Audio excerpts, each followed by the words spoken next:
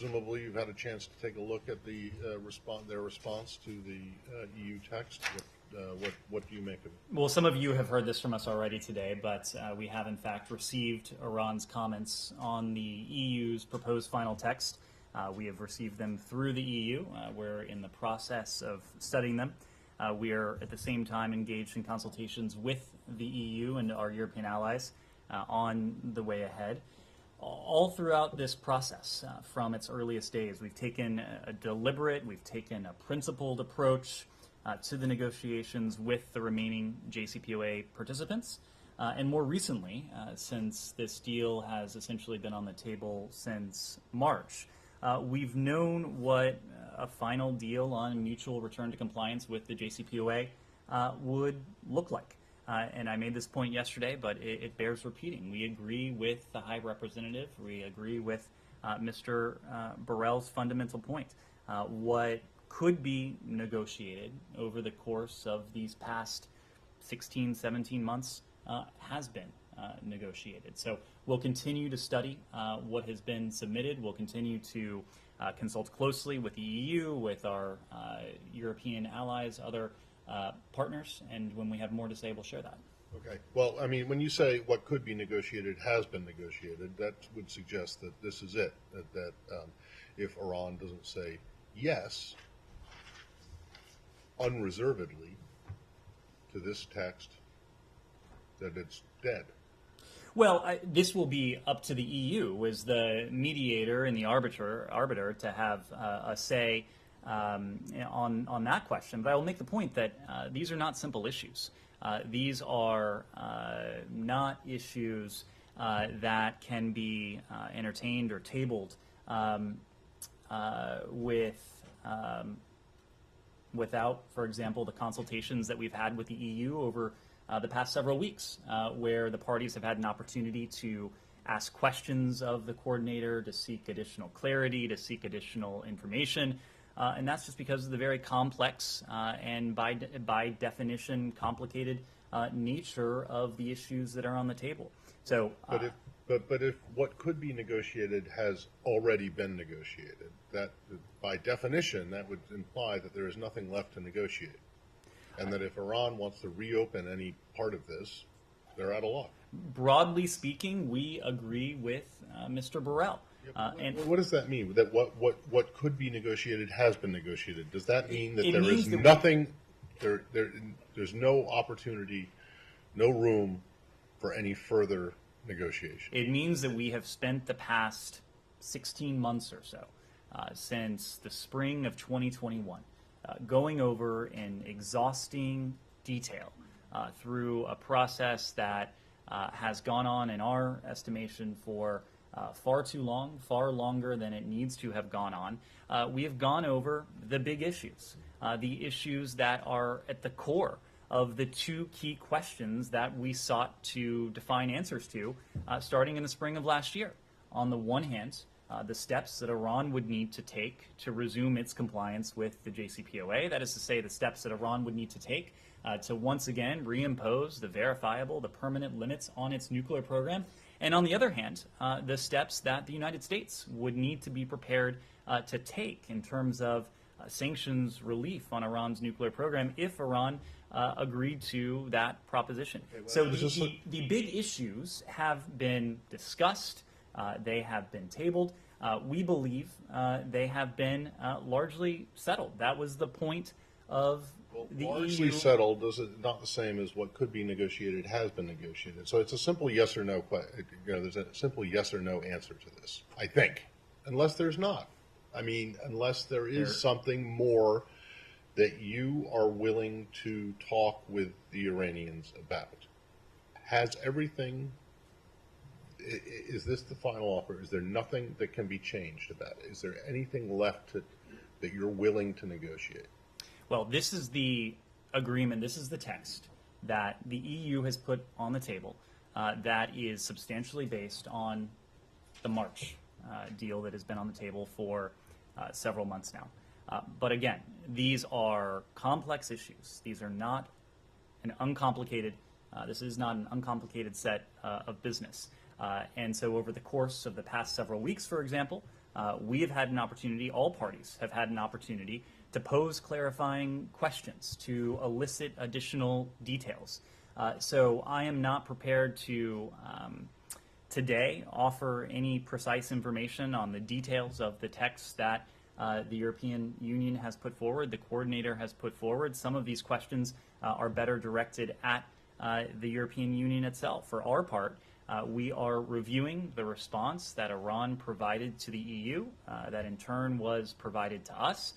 Just as we've said, we've been conveying our feedback privately to the EU. We'll continue to do that, but we're not going to detail that feedback. Last one. Is there anything that Iran is looking for now that you think falls outside the scope of the JCPOA? In other words, that there were at the beginning what you called extraneous issues that they wanted resolved. Are there any extraneous issues left? And whether there are or not, is there anything that Iran is still looking for that the administration believes that it can't give?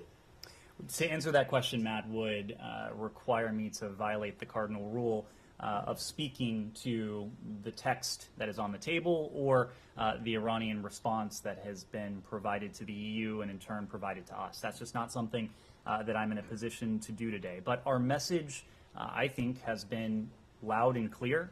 It has been heard by the Iranians that this negotiation is about one thing and about one thing only. It's about the four corners of the JCPOA, which is focused exclusively on Iran's nuclear program, what Iran is permitted to do, and in turn what it is required to do to demonstrate to the international community, including to international weapons inspectors, that it has permanent, verifiable limits in place on the extent of its nuclear program. Yes? You are not going to give us any details about the text or Iran's suggestions, but you always talked about being serious. You were always saying U.S. is very serious, and you were asking Iranians to show seriousness. Knowing what is in Iran's latest and final suggestions, do you evaluate that Iranian side is serious now? Can you tell us at least that one? I don't want to prejudge that. I don't want to offer a definitive answer in large part because we are still studying it. It will require some time to digest what has been provided to the EU and in turn what has been provided to us. But it is our hope that as we've now approached what should be the final stage of this, that the Iranians will demonstrate that seriousness of purpose that we have not consistently seen until now. I made the point just a moment ago, but we started this process in the spring of 2021. It is now nearly late summer of 2022. If all sides, if the Iranians had demonstrated a seriousness of purpose from the earliest days of this, we would have been able to achieve a mutual return to compliance with the JCPOA in relatively short order. It would have taken some time precisely because these are not simple issues. There are some challenging technical details that would need to be worked out, but there was no reason that we should be speaking to where we are today on August 16th of 2022. But again, as for what has been submitted within the past 12 or so hours, it's something we're taking a very close look at, and when we have additional details to share, we will. Are you facing any deadlines at the moment to submit your final answer? The European Union, the coordinator, has been very clear about their expectations. We're not going to speak to those expectations, but we have been conveying our feedback regularly and consistently and privately to the EU. Yes. You said, so you were actually prepared to go back to the deal back when you started it. This whole tardiness, or is really the responsibility of the Iranians. They bear responsibility for not arriving at this deal as early as 16 months ago. We would not have embarked down this very long, this very windy, this very uncertain road were we not prepared from the earliest days to resume compliance with the JCPOA. It wasn't even after January 20th where we made that clear. on the campaign trail. Then candidate Biden made clear that he would seek the proposition of a mutual return to compliance with the JCPOA. We made that clear during the transition between administrations, and we made that clear very early on after the inauguration. Ned, you repeatedly said that the Iranians kept adding extraneous demands or whatever they are. But this seems, at least by all reports or by all accounts, that Iran has dropped, let's say, the demand for the lifting of the Revolutionary Guard off the terror list.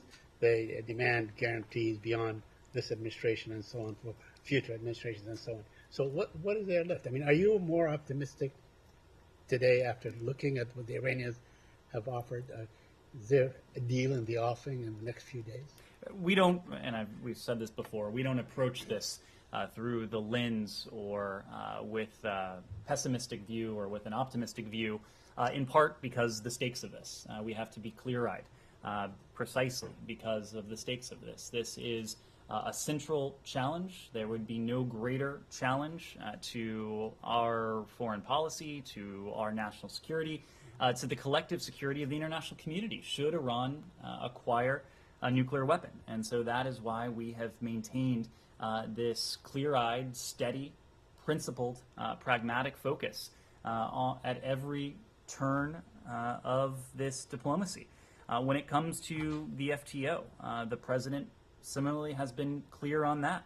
The FTO designations and other sanctions on the IRGC are beyond the scope of the JCPOA. We've made that point repeatedly. That is certainly an extraneous issue, but again, not going to detail what precisely we've seen in our study so far of the Iranian response. My last question on: are you expected to face opposition here at home?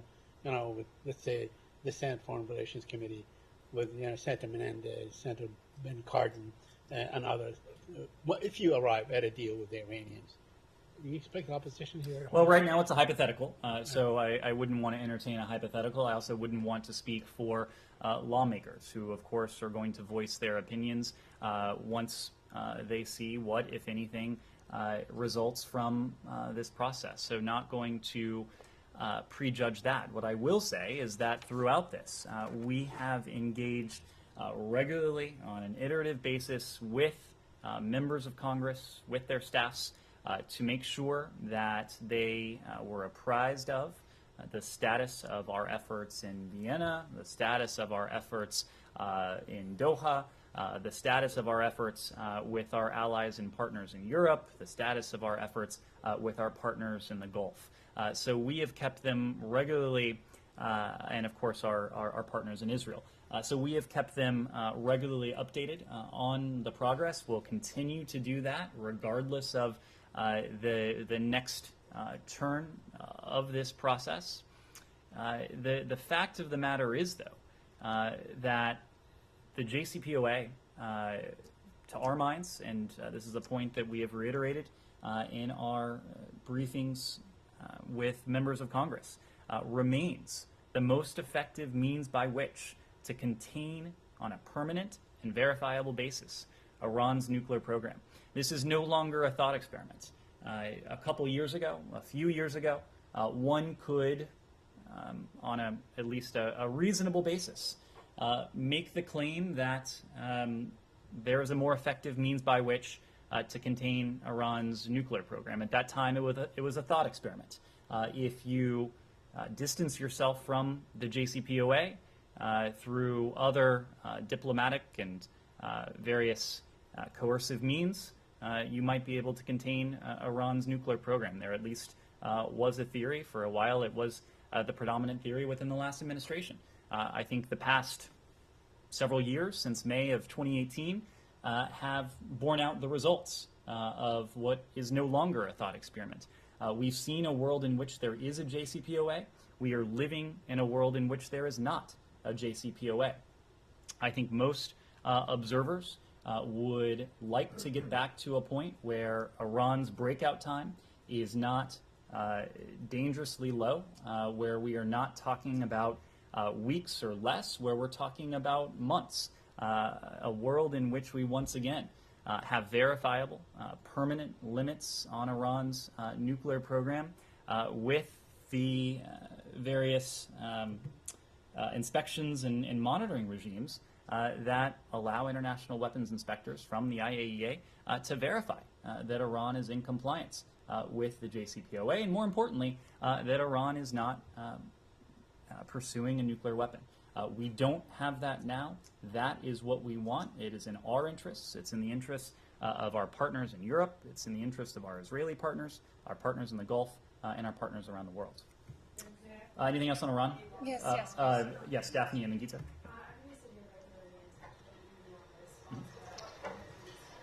A formal response. And is there any discussion on Americans held in Iran amid all of this? So on your second question, we have continued to convey very clearly the priority we attach to the safety, the security, and ultimately the safe return of the Americans who are wrongfully, unjustly detained in Iran. In fact, today we're marking another somber milestone. We're marking the 250th, 2,500th, thank you, day in detention for Siamak Namazi, someone who, of course, has been wrongfully detained for years. The same is true for his father, for other Americans. Those efforts are ongoing. We've been clear throughout that we're not tying the fates of American citizens to the fate of a proposition, namely a mutual return to compliance with the JCPOA. That is far from certain. Because a mutual return to compliance has always been far from certain as a possibility, we want the return of our Americans to be a certainty. And so we've been careful not to tie these things directly together, but we have continued to, through every channel and through every avenue, to make clear the priority we attach to this and to seek to make progress on that. Remind me of your first question. At what point do you think you'll have a formal response? I'm just not in a point to offer any prediction at the moment. What I can say with certainty is that we'll continue to convey our feedback to the EU. Yes, Gita. My question is about the dual citizens, and with the case of Siamak Namazi being his 2,500th day in detention. When you say that the U.S. is not tying their fate to the JCPOA, why hasn't there been any movement, progress in that regard, getting them released? How does this work? Does the U.S. administration make the first move, ask for, I don't know, a discussion? Has Iran turned down any recent proposals to sit and talk about them? Well, in the first instance, that's a question that's much better directed towards Tehran. After all, it's Tehran, it's the Iranian regime that has wrongfully held these Americans, these dual nationals, these other third country nationals for, in some cases, years on an unjustifiable basis. Were it up to us, these Americans would have been home a long time ago. So I couldn't speak to the thinking that may be ongoing in Tehran, but we have been clear that in our estimation, these individuals are being held wrongfully, they're being held unjustly, they are being held as political pawns, presumably on the part of the Iranian regime in an effort to seek to exact leverage or some other concession. It is a practice that is abhorrent. It is a practice that we condemn anywhere and everywhere it takes place. It is a practice that, together with our allies and partners around the world, we are seeking to establish and ultimately to reinforce a norm against this practice, and a norm that would require the international community to speak with one voice, to stand up in a united way against this practice, and to hold accountable those countries who would violate what should be an inviolable rule, that human beings are not pawns, that individuals should not be wrongfully held for political gain, financial concessions, or for other unjust reasons. Unfortunately, it's a practice that we see in far too many places around the world. So why hasn't there been any movement? When was the last time, off the top of your head, that the U.S. tried to get talks in this regard going? Well, I will say a couple things. One, as you know, we have not been in direct discussions with the Iranian regime. That has not been our choice. We have said across a range of issues, including the nuclear issue, that it would be more effective were we in a position to engage directly with Tehran so that we could table and discuss these complex issues directly without having to go through third parties. The same would be true for the Americans and the dual nationals who Iran holds unjustly. We would like to have these discussions through a means by which that is more direct and more effective. But despite the obstacles that the regime has put up, we have made very clear the priority we attach to their prompt return. It is not something that we say 1 month, put aside for several months. This has been an ongoing, consistent effort on our part to convey that message very clearly to the Iranian regime. Anything else on Iran before we move on? Iran, sure. I know you don't want to talk about their response and your response, but what was leaked so far that they are asking for guarantees. Are you willing to give them these guarantees, or are you able to give them these guarantees? And I have also a follow-up, please. So again, I am not going to weigh in on what has been reported about an Iranian response that hasn't been made public. What we've said, this goes back to last year, and you heard from President Biden and some of his colleagues on the margins of the G20 last year, when President Biden met in Rome with our E3, with his E3 counterparts. There was a joint statement that emanated from that meeting that made very clear that the United States sought to resume mutual compliance with the JCPOA, and we would maintain that compliance with the JCPOA as long as Iran did the same. But when it comes to other asks that the regime may or may not have made, that's just not something I can weigh in on.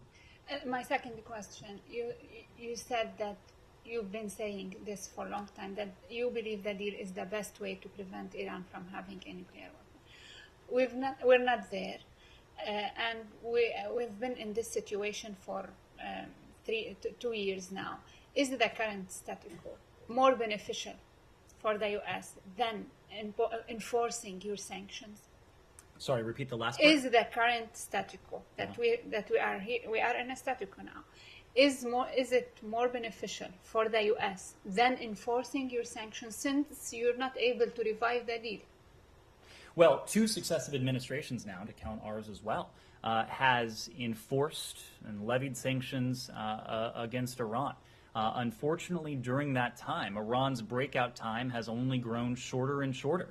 So if the option were between the status quo and the status quo, namely being a position in which Iran's breakout time could be measured in weeks or even shorter periods, versus what we would be able to accrue on the basis of a deal that would be substantially similar to the proposal that was finalized in March, we would prefer to have those permanent, verifiable limits and that verification and monitoring regime reimposed on Iran, so that that breakout time once again extends so that it's measured in months. I think the past several years has very clearly underscored the limitations that come with sanctions and sanctions alone. The last administration pursued a path of so-called maximum pressure. The fatal flaw of that maximum pressure regime is that the world was not united. It was the United States on one side of the table, and the rest of the world, including Iran, in some ways, on the opposite side of the table.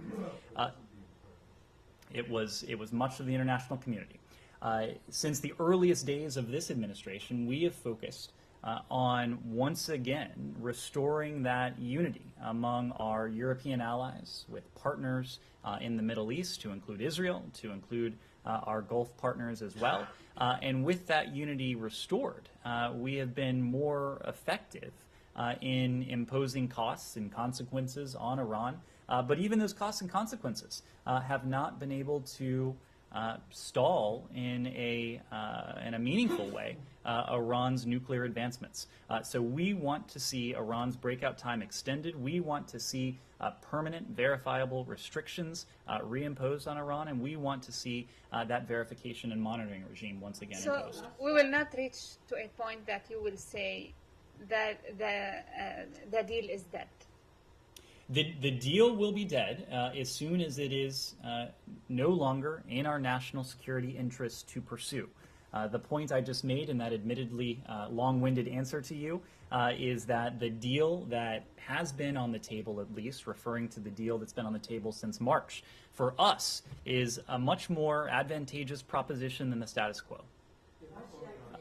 One more on Iran, a couple more on Iran, and then we'll move on. And then we'll Iran, Iraq, and then I promise we will get to Afghanistan. Yes. Thank you so much. There's one more caveat here, which is the recent attacks against U.S. persons and U.S. citizens.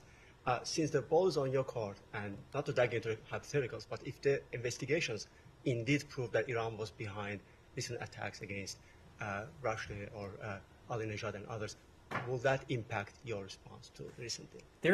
There are ongoing investigations in certain cases, but there are some things that we already know. And the fundamental fact, what we have known, what we have always been clear-eyed about, is that Iran is a malign influence. Iran has malign influence in the region, and Iran's malign influence in some ways extends well beyond the region. But in many ways, that is at the core of our desire to see Iran's nuclear program limited in verifiable and permanent ways. Again, Iran would act with far greater impunity, would feel the ability, I should say, to act with far greater impunity if it had what it could conceive as the shield of a nuclear weapons program. We are committed. President Biden has made a solemn commitment that Iran will never obtain a nuclear weapon. That in its own right is something that redounds to our national security, but it also would deprive Iran of the sense of impunity, greater sense of impunity it would otherwise feel. Every challenge we face with Iran, whether it is its support for proxies, its support for terrorist groups, its ballistic missiles program, its malign cyber activities. Every single one of those would be more difficult to confront were Iran to have a nuclear weapons program. Iraq. Anything else on Iran? One more? Okay. Sorry, not to beat a dead horse. I mean, it's been almost 500 days since these talks started. It's a couple days less, I guess. You've said repeatedly and other administration officials that they're a few weeks away from having the capability to their nuclear weapons breakout capability. I mean, several of your allies directly impacted in the region, Gulf, Israel, have voiced opposition to the deal. At home there's significant bipartisan opposition to the deal. You've mentioned the administration believes this is still in the U.S.'s best national security interest, but I mean, to be fair, these are congressmen, congresswomen, members of Senate that have access to these classified briefings that you guys are providing them with, and they're still not convinced. And so when you have all this opposition, I mean, does the administration see that everybody else opposed to this is wrong and you guys are right, first? And second, can the advances that Iran has made over these years, be it as a result of the previous administration or the current policy, can any of these be reversed if a deal is in fact reached in these next couple of days or weeks? So you put forward a number of premises. I would challenge several of them, but I'll start with this one. A number of our partners who were, to put it mildly, not wild about the JCPOA in 2015 and 2016 have over the years changed their tune on the JCPOA. I would point to our partners in the Gulf. Special Envoy Malley has had a number of engagements with our Gulf partners. The Secretary has convened the GCC. Of course, President Biden recently attended a meeting of the GCC at the leaders level. And in recent months, we've seen in formal statements emanate from our Gulf partners their support for our efforts to achieve a mutual return to compliance with the JCPOA. And they support it, not because it's a foreign policy goal of this administration. They support it for the same reason that we're pursuing it, because it is in our national security interests. It's in turn in their national security interests to see to it that Iran is not able to obtain a nuclear weapon. We've seen senior officials within Israel, including its security establishment, make a very similar case that it was a disastrous decision on the part of the last administration to walk away from the JCPOA and to make the case that the JCPOA is now the best alternative to the specter of an Iranian nuclear weapon. To your question on the various viewpoints we have here at home, look, it is not for me to speak to what we've heard from members of Congress or what we might hear from members of Congress, in part because it's a hypothetical. We don't have a deal. We may not get one. If we do arrive at one, we'll let members of Congress form their own opinions. It is our responsibility to provide them with updates on the status of those discussions, to provide them with updates on the status of Iran's nuclear advancements, precisely what Iran has been able to do since the last administration abandoned the JCPOA. Much of that is classified, some of that is not. And the part that is unclassified is well known to all of you in this room, and I've said it already a couple times. What once was a breakout time that could be measured in a year has now dwindled down to a breakout time that can be measured in weeks or less. The various underlying technical assessments are in some ways just as alarming, and I think you have heard members of Congress emerge from some of these briefings and make public statements pointing to the concern that they have owing to the advancements that Iran has been able to make in its nuclear program. So all throughout, we have made very clear that we believe the best alternative to the status quo and certainly to the specter of an Iranian nuclear weapon is the JCPOA. There's always been, in some ways, an open invitation for anyone who thinks that there is a better approach to offer that approach. But consistently what we hear is the approach that has been tried since May of 2018 and that has demonstrably failed. This goes back to the point I made before. It's no longer a thought experiment. What would happen if we abandoned the JCPOA and tried an approach of so-called maximum pressure, or if we mounted sanctions? We've tried that, and we see the results. Why not go to the plan B that is already, and I guess it should be in the back pocket? It's something that we've 500 days. It's something that we've discussed with our allies and partners to a great extent.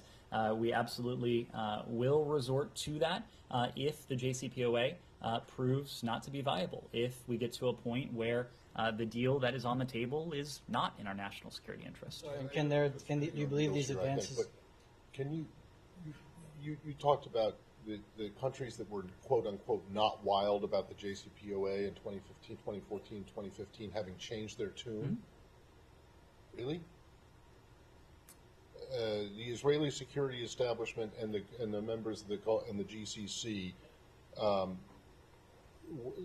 Sorry, where have they come out and supported? I can point you to a public statement that emanated from Rob Malley's engagement with the GCC. I believe it was last year. To a statement from former Prime Minister Bennett or current Prime Minister Lapid in support of this. Can you point me to a statement from the GCC? That's not what I said. From any member of the GCC that is more than the tepid acceptance of the JCPOA in 2015 than they offered when they were really opposed, and they just kind of went along with it as a favor to President Obama. I'll let their statement speak for itself. The Israeli security establishment, the Obama administration cited similar, behind the scenes, the Israelis really think this is a great deal, but the Israeli Prime Minister at the time, was vehemently opposed to it. I'm not sure that you could say that the elected leadership of Israel. I didn't say that supportive. though. I didn't say that. Well, you're trying. You said the countries that were not wild about No, it I said have changed their tune. I was, and in fact, they haven't changed their tune. The Israeli government is still opposed to it, and the Saudis, the Emiratis, and the other countries of the Gulf, while they may have said, okay. I'm not sure those are the precise words that are in their statement, but tepid, lukewarm support that they offered back in 2015. Don't try to make it seem like you're putting everyone in the world is in support of this. You're putting words in my mouth that I didn't say in terms of pointing to specific leaders. Of course, I did not say that. And you have acknowledged that there are statements out there from our GCC partners, so we'll leave that there. Iraq. Although in all fairness, all the GCC countries seem to be, buddying up to Iran, trying to reinvigorate diplomatic relations and so on, overtly and covertly, So the Kuwaiti ambassador just turned in his, papers to the Raisi and so on. So we see a lot of diplomatic movement. Maybe they are doing it on their own. Perhaps we see efforts. The way we see it, these are efforts to de-escalate tensions in the region. But our Gulf partners know that there would be nothing would de-escalate tensions the way that an Iran that is permanently and verifiably barred from obtaining a nuclear weapon would. Iraq. Yes. Can I follow up Iran one more time, please? Yes. Okay. Thank you. Iran and North Korea, they cooperate nuclear programs. Iran also exported their technology to North Korea. How did you assess Iran and North Korea's cooperations nuclear? Well, we've released information on this. Some of this information has been reported publicly as well. It's concerning to see two of the most acute proliferation threats the world faces. The DPRK, a regime that has, of course, already a nuclear weapons program, and Iran, a regime that has advanced its nuclear weapons program in a way, its nuclear program in a way that is of concern to us. So any cooperation between countries that have consistently and unapologetically flouted multiple UN Security Council resolutions, the international norms, who have engaged in malign and malicious behavior both in their respective regions and around the world, that's of course a concern to us. One more in Russia, Russian foreign ministry officers who recently met with the North Korean ambassador to Russia announced that Russia will sending North Korean constructor workers to reconstruction project in the Donetsk and the Luhansk regions. My question is, the war is still going on. Can Russia decide on its own reconstruction project? Donetsk and Luhansk are within the sovereign territory of the country of Ukraine. It is up to the government of Ukraine, it's up to the people of Ukraine to determine the individuals who should be there taking part in reconstruction projects, not any other countries. Iraq. I want to revisit a question that I asked yesterday about a letter from the Foreign Relations Committee in the Senate. They do ask the Secretary of State to urgently engage the Kurdistan regional government and Iraqi government to resolve the oil and gas dispute there. Do you guys see the same kind of urgency, and what prevents you from engaging with those governments? Just busy, or is there something else that prevents you from engaging them? So not in a position to speak to any congressional correspondence. That's just a rule we have is a rule of thumb.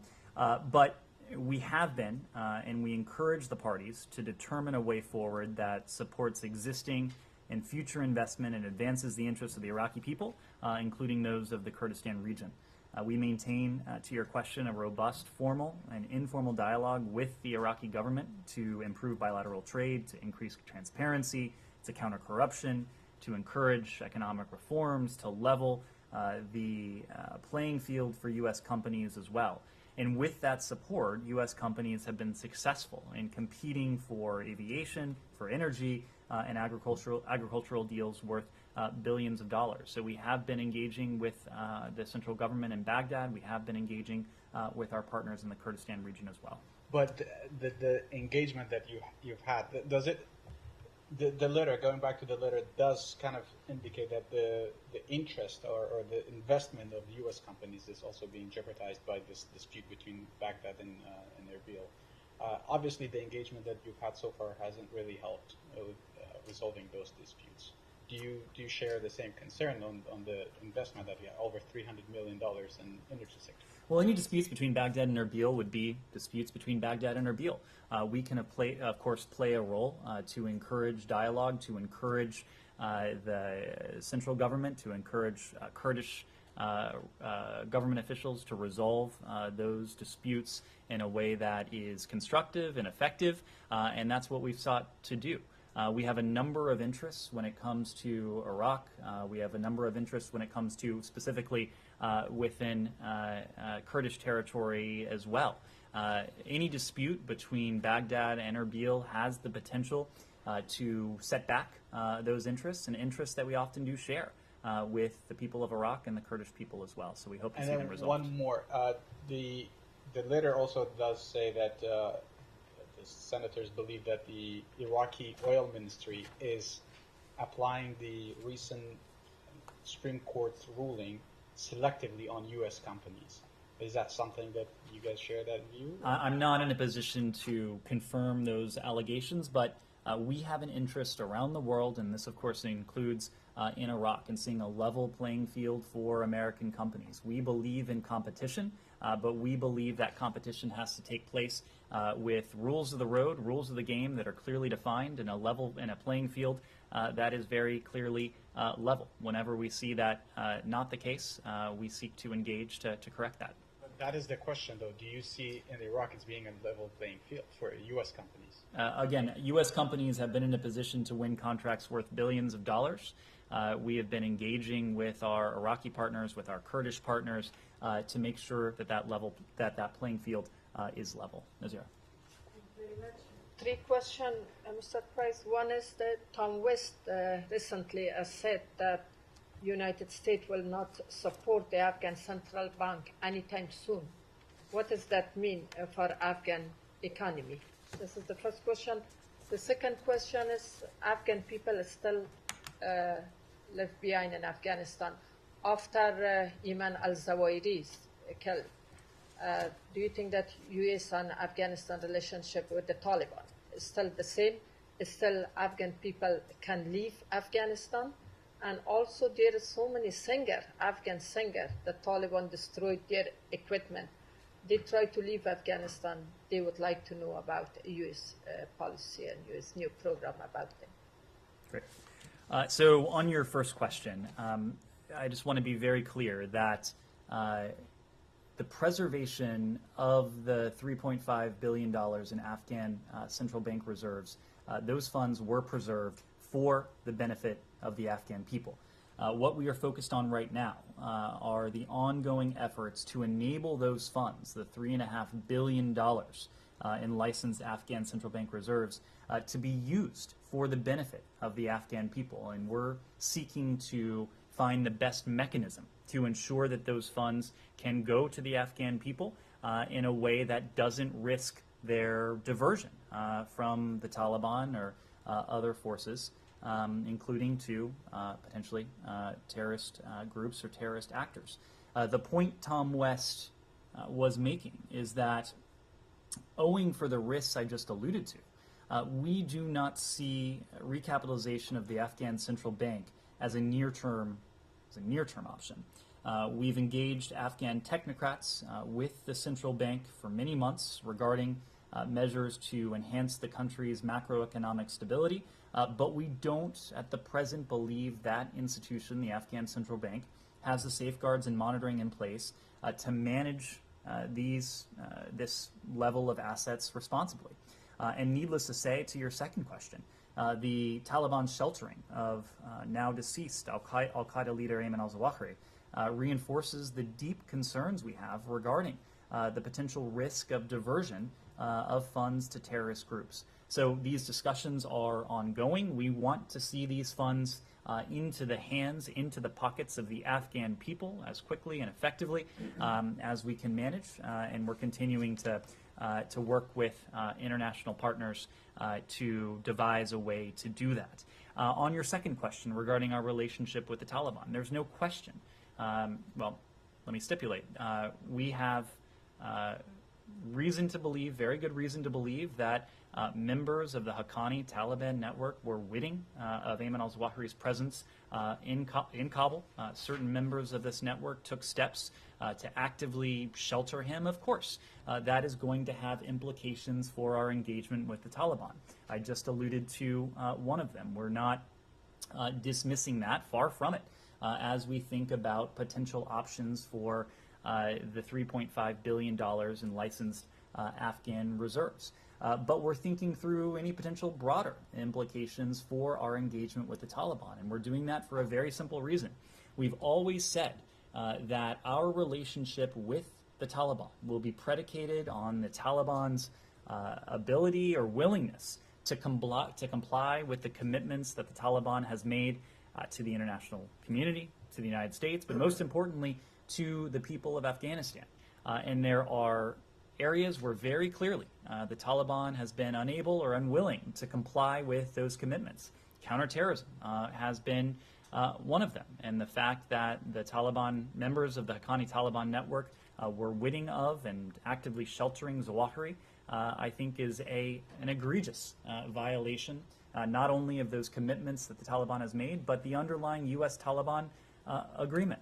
The fact that the Taliban has failed to stand up for, to protect the rights of all of the people of Afghanistan, especially the women, the girls, the religious minorities, ethnic minorities. That, of course, is a failure on the part of the Taliban as well. The fact that the Taliban has failed to put together a government that represents the Afghan people in all of its diversity, that is a failure. So we are taking a close look at all of these considerations that, of course, will have implications for our engagement with the Taliban. When it comes to Afghanistan's culture and the singers that you referenced, there are a number of, we are doing everything we can to protect and to reinforce the rights of the people of Afghanistan who remain in Afghanistan. And in every engagement we have with the Taliban, human rights is at the very top of that agenda. And that includes, of course, the human rights of women, of girls, of Afghanistan's minorities. Our humanitarian assistance is part and parcel of this. We've continued to lead the world in the level of humanitarian funding that we provided directly to the Afghan people, more than $750 million. Since September of last year, we provided announced $150 million some odd dollars alone just last week, in additional assistance for the people of Afghanistan. So we'll continue to stand by them as a humanitarian donor and the world's largest humanitarian donor. There are some individuals, however, who may seek to depart Afghanistan. That, by the way, is another one of the commitments that the Taliban has made, the commitment to safe passage, to allow those who wish to depart the country the ability to transit freely, to depart freely. We have also stressed that with the Taliban. There are a number of avenues that individuals like the ones you mentioned, singers, other cultural icons, could seek to pursue to leave the country. There, of course, is the P1, so-called P1 category within the U.S. Refugee Admissions Program that individuals such as those could pursue. But our goal is to protect and to promote the rights of all Afghans who remain in Afghanistan and to continue in our efforts to facilitate the departure of those who wish to leave. Thank you very much. Billion. Thank you. Your answers to this and other people's answers to this seem to suggest that there was a point in the past year after the withdrawal that recapitalization of the bank with this money was a serious consideration. Is that in fact correct? Matt, I think that owes to the fact that when we're talking about Afghan central bank funds, on paper at least, the most effective means by which to reinfuse these funds back into the Afghan economy would be to recapitalize the Afghan central bank. So If that's where when did that stop becoming a realistic thing? When you got the intel about We've had these discussions with Afghan technocrats over a matter of months. Not going to detail exactly. Okay, well, so you're saying that in fact there was serious consideration being given to giving the Afghan central bank $3.5 billion. I'm saying that we've looked at all. When was it that it was a possibility that you would actually send this money to the Afghan central bank? Matt, what I've said is that we've looked at all plausible options. There are some options on paper that may seem far more attractive than they would in practice. When was it an option? If you're saying it's not an option now, I'd just like to know when, because I'm not sure that it ever was a realistic option. I don't think it was ever really seriously considered. I'm not going to detail the private conversations we've had with Afghan technocrats. Secondly, I apologize, I should have mentioned this press office earlier, but do you have any kind of update on the status of the Afghan refugees who are in Kosovo now, who were sent there to get vetted? I mean, originally it was both the Kosovars said, you can have a year for these people. It's been extended, I believe, but what's going on with them? And if you don't have the answer, if someone could get it. We'll see if there's any more information to provide, but the last I checked, there's a small number that is still there who are undergoing additional vetting. We've been able to clear a number of them already, but again, each vetting process is done on a case-by-case basis. And that's ongoing for those who remain there. Afghanistan, yes. Clearly, Afghans still looking to apply for SIVs. Is there any consideration to open up new so-called lily pad sites beyond the ones that, for example, at UAE, you've got several thousand of Afghans who are still waiting for to be processed for the SIV application? So the lily pads is the first question, and then secondly, is it correct to say that the IOM contract in the UAE expires in September?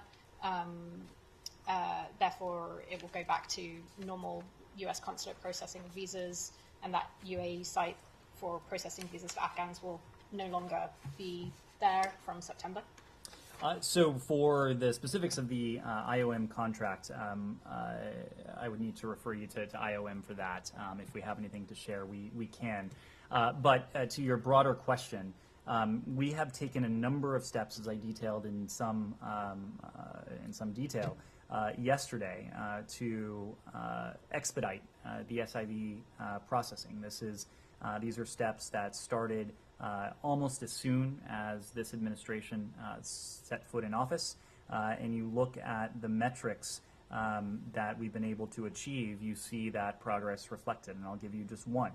Between January 1st of 2021 and June 30th of 2022, the average processing time for the Chief of Mission review has decreased from 883 days to 82 days. That is more than tenfold. My question was just if there would be consideration in the future for more lily pad sites to be opened up to help process the Afghans who are still in Afghanistan to leave the country. My understanding at the moment is that lily pad sites are not a limiting factor in terms of the number of Afghan SIVs that we are in a position to process.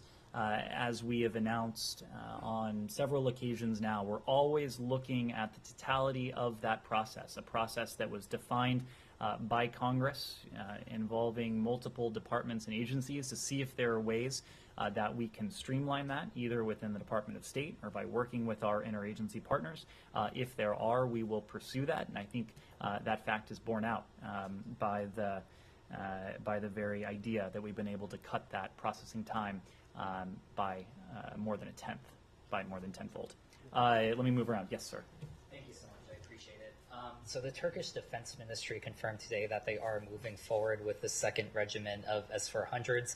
I realize the contract had previously been signed, but that is still a deliberate decision on their part to move forward with that. On top of that, Russia is saying that they've also reached an agreement to localize production of certain components of the S-400 within Turkey. I'm wondering if I could get a reaction to both those developments, and does that change the Biden administration's willingness to move forward with the F-16 deal with Turkey? Thank you. Well, number one, my understanding is that these reports emerged in TASS. Yes, but the Turkish Defense Ministry has said that at least the second regiment of S-400s will be coming in response to that, even though it wasn't a new contract that they signed. So I think there is at least some question or complexity regarding this issue. We've seen these reports that first emerged in TASS. We're not aware of any new developments on this matter. Our position on Turkey's purchase of the S-400 is well known. We'd refer you to the Turkish government to speak to their defense procurement plans. But the point we've consistently made across the board is that Russia's brutal and unjustified war against Ukraine makes it vital now more than ever in some ways that all countries avoid transactions with Russia's defense sector.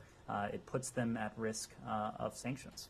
But assuming they move forward with the second regiment of the S-400s, which they have said they will, that doesn't change the calculus on the F-16 sale? Well, of course, we'll have to wait and see what happens, but we're not aware of any new developments on this matter, and so would refer you to Turkish authorities for the time being to speak to their plans. Let me move around, Shannon. Sorry, just to go back to the Afghan Central Bank funds. The last conversation the department had on releasing those, or potentially releasing those funds, developing a mechanism, happened in between the authorization of the strike that killed Zawahiri and the strike actually happening. Just wondering if you could explain that timeline a little bit more. Are you referring to Tom West's engagement in Tashkent? Yes, on July 27th. So Tom West did meet in Tashkent. That was the last face-to-face engagement with the Taliban that we've had since the strike on Zawahiri. Of course, at the time, the strike on Zawahiri had not taken place. You can understand, I think, the secrecy with which those impending plans were held within the U.S. government. It's not something that we discussed with the Taliban, of course, beforehand. But in the aftermath of that strike, and as the presence of Zawahiri became known within Kabul, the fact that senior members of the Khani Taliban network were witting of it and actively sheltered him, that, of course, has featured into our thinking. We're still considering the implications of that, and it reinforces the idea that the Taliban heretofore has not been willing or able to comply with the commitments it's made to its own people. Yes? Yeah, on China, after Speaker Pelosi's visit, China fired 5 missiles into Japan's exclusive economic zone and claimed that there was no Japanese EEZ that was recognized by China because Japan had failed to negotiate those boundaries. Does the U.S. have a reaction to China's statement about that? And does the U.S. believe that China's actions were a violation of the UN Convention on the Law of the Sea? I will defer to our Japanese allies. I know they have made clear that several of those ballistic missiles fell in close proximity to their territory. The point that we have made is that our commitment to the defense of our allies in the Indo-Pacific and around the world is ironclad. We have a commitment, and we will be unwavering in standing with our Japanese allies in the face of intimidation or potential threats. Okay. China recently announced that sanctions on 7 U.S. delegates after Speaker Pelosi's visit to Taiwan. Can you verify their names? Who is the 7 delegates? That's a question for Beijing. It's not a question for us. Any reaction to the peaceful visit of a member of Congress, in this case, the Speaker of the House, any reaction along those lines is an overreaction. As we've said, members of Congress have every right to visit Taiwan. Members of Congress have done so for decades. A previous Speaker of the House has visited Taiwan. Congressional delegations have been to Taiwan many times this year, more than 10 times this year. Does that mean now that you're ready to say that their response to the Markey delegation visit is also an overreaction? I'm not sure that Beijing has made very clear that this is our response to the Speaker, this is our response to Representative Markey. So far be it from me to, I will leave it to Beijing to speak to its response. Chinese government said that also all of the sanctions already Pelosi's families, relatives, but this is an additional one.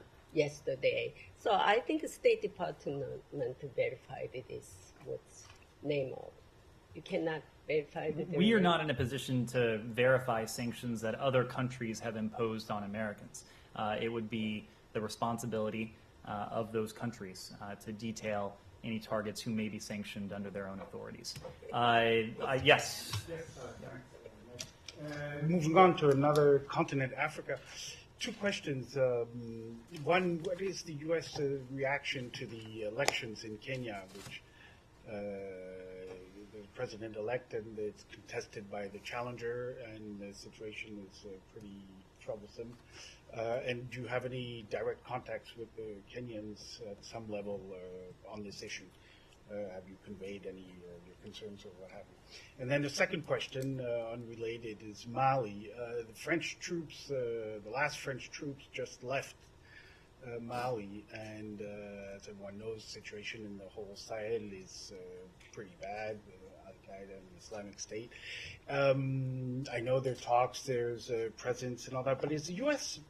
willing to substantially step up its presence and implication in the Sahel, as a general question?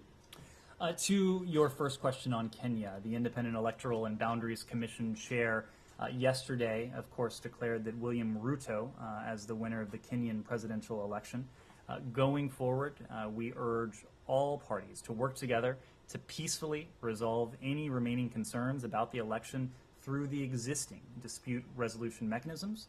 And we ask all political party leaders to continue to urge their supporters to remain peaceful and to refrain from violence during the electoral process. Our embassy in Nairobi has been in regular contact with their counterparts in the Kenyan government, primarily to underscore that core message of calm and patience. Secretary Blinken spoke to President Kenyatta on Sunday. He spoke to him for two primary reasons. One was to provide him a debrief of the Secretary's travel in South Africa, in the DRC, and Rwanda as well, but also to underscore the importance of calm and patience as the electoral process continues within Kenya.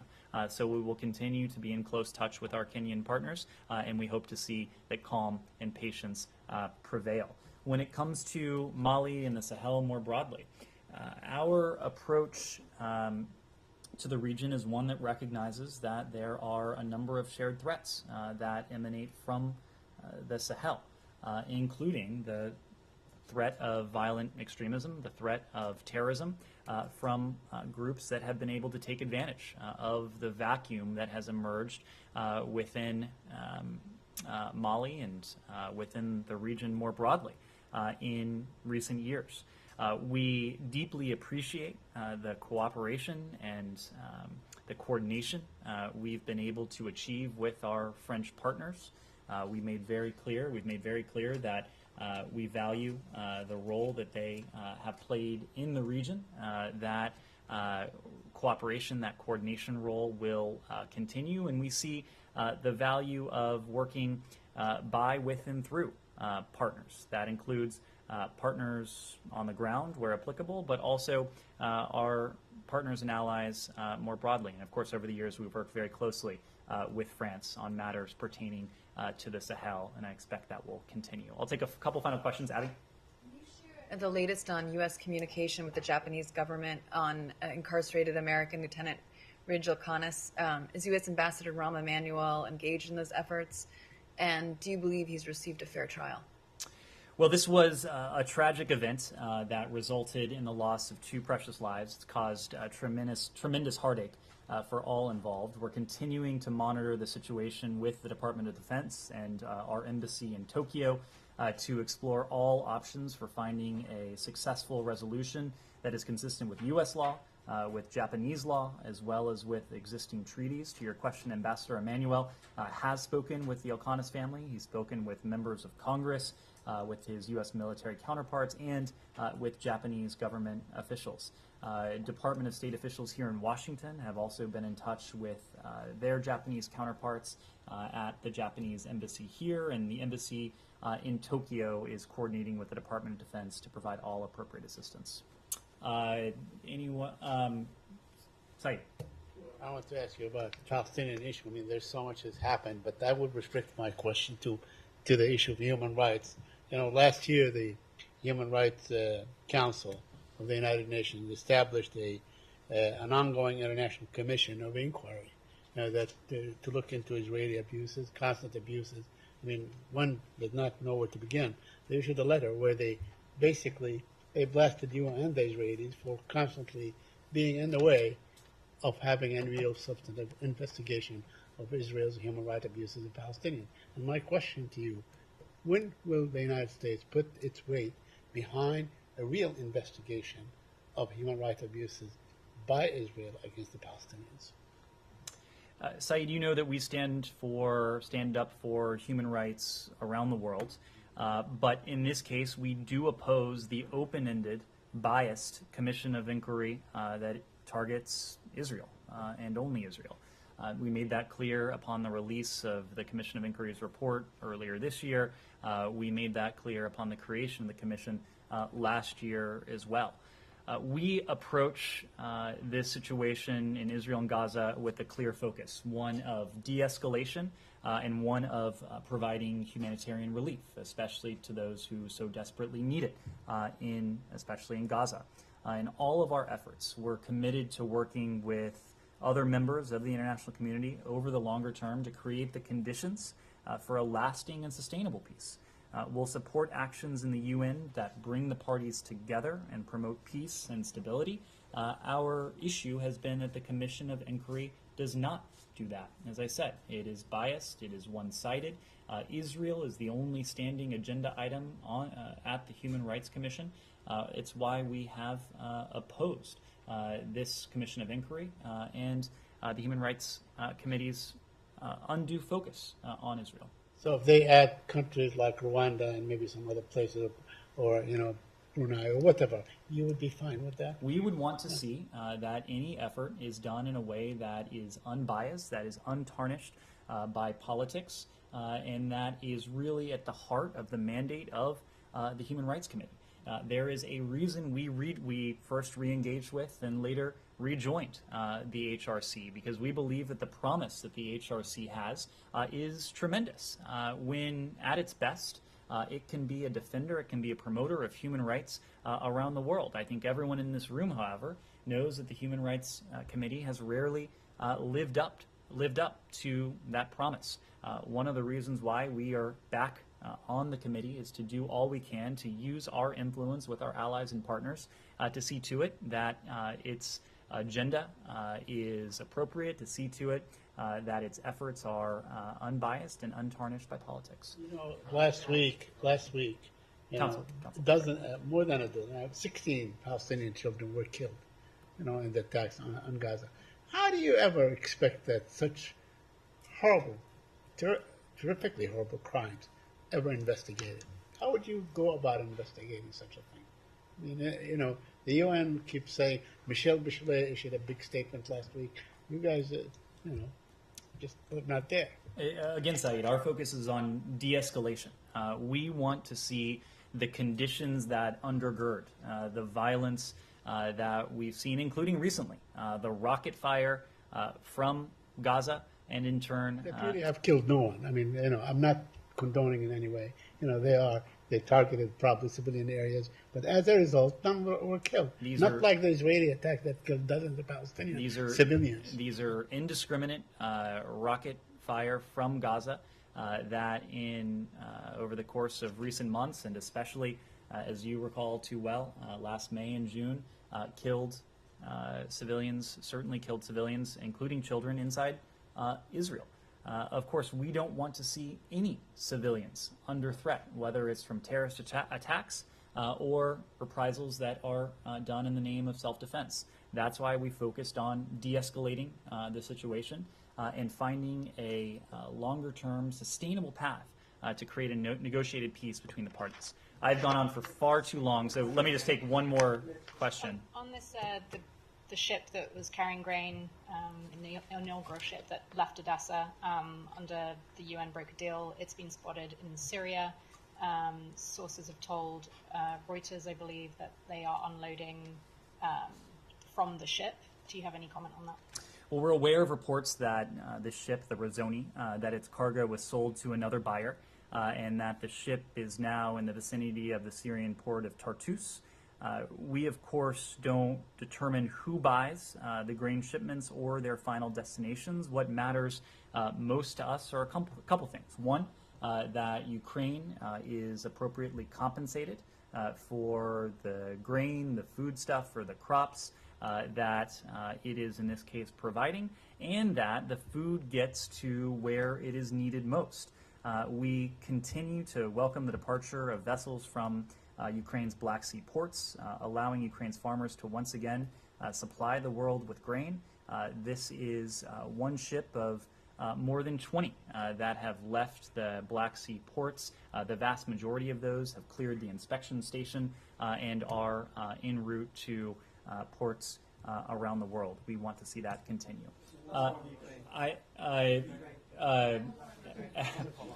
Abby? I know this happened last week, but given you weren't at the podium, do you have any, or how concerned is the U.S. about Russia suspending inspections as part of the New START treaty, especially given that they haven't taken place since 2020 due to COVID? So we are committed to implementation of the New START treaty. We have made the point that New START and its place in the global nonproliferation regime is just as important today, and in some ways even more important than it was at its signing. We have to work together to reduce the risk of an arms race or nuclear escalation. We're keeping discussions between the parties concerning treaty implementation confidential. For our part, we had paused inspection activity due to the COVID-19 pandemic in the spring of 2020. Nevertheless, both sides have continued to provide data declarations and notifications in accordance with the treaty. U.S. sanctions and restrictive measures imposed as a result of Russia's war against Ukraine are fully compatible with the New START treaty. They don't prevent Russian inspectors from conducting treaty inspections in the United States, and will continue to engage Russia on the resumption of inspections through diplomatic channels. You have not asked a question yet, so we'll conclude there. On Russia, too, Vladimir Putin said today that United States is trying to prolong the conflict in Ukraine, and he said, quote, the United States operating exactly the same way, fueling potential for conflict in Asia, Africa, and Latin America. And yesterday, he already mentioned other parts of the world, saying that Russia is ready to sell advanced weapons to allies in Asia, Africa, and Latin America. So do you have a reaction on that affirmation? And regarding Latin America, if this offer of selling advanced weapons could interfere in the bilateral meeting that the United States have with Latin America countries that somehow support Russia? Well, the richness of President Putin's comments did not go unnoticed here, precisely because there's no country that did more in advance of Russia's brutal invasion of Ukraine to try to prevent the war. Those of you who have traveled with us, those of you who've consistently been here, will recall that going back to late last year and certainly earlier this year, we went around the world in an effort to forestall potential Russian aggression. We engaged not only our partners and our allies at NATO in Kyiv, but we also engaged the Russians at high levels. Secretary Blinken had a couple face-to-face meetings with Foreign Minister Lavrov. Deputy Secretary Sherman had face-to-face meetings with Deputy Foreign Minister Ryabkov, among others. We engaged at the OSCE. We engaged at the then NATO Russia Council as well, in an effort to see to it that a war like this would not happen. Of course, unfortunately, we were not successful in those efforts because President Putin was determined to go forward. And no one is responsible for this invasion. No one is responsible for the war's continuation beyond President Putin and those in the Kremlin who decided to launch and to continue this war. What we have done is provide our Ukrainian partners with the means they need to defend themselves, the means they need to defend their sovereignty, their independence, and their territorial integrity, and they've done that to good effect. When it comes to potential weapons purchases and engagements with Russia's defense sector, we've been clear that in the aftermath, especially of Russia's brutal invasion of Ukraine, its premeditated, unjustified invasion of Ukraine, we encourage countries around the world not to engage with Russia's defense sector because of not only the principle of the matter, but also because of the sanctions that the United States has in place, as do dozens of other countries around the world. Thank you all very much.